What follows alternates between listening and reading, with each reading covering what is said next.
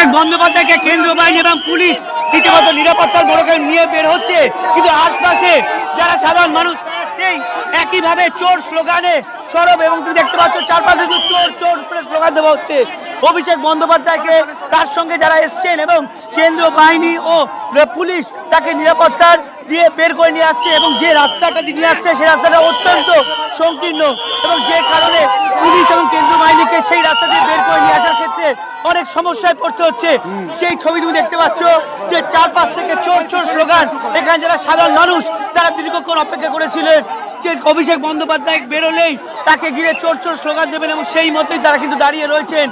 অভিষেক বন্দ্যোপাধ্যায় সেই ছবি দেখতে পাচ্ছ, আমার সহকর্মী এখন ছবি করছে, দেখতে পাচ্ছ আশেপাশে যারা রয়েছেন যারা প্রত্যেকেই চোর চোর স্লোগানে সরব হয়েছে। দীর্ঘদিন ধরে যারা এখানে তৃণমূলের বিরুদ্ধে অভিযোগে ফুটছিল, তৃণমূলের বিরুদ্ধে পথচোরানির শিকার হয়েছিল তৃণমূলের থেকে, সেই সাধারণ মানুষ কিন্তু আজ পথে নেমে এসছে। এবং অভিষেক বন্দ্যোপাধ্যায় তিনি ভেতরে কি বললেন না বললেন তাদের কিন্তু যা আসে না, তাদের একটাই কথা, তৃণমূল চুরি করেছে, অভিষেক বন্দ্যোপাধ্যায় চোর, এই স্লোগানটাই কিন্তু তারা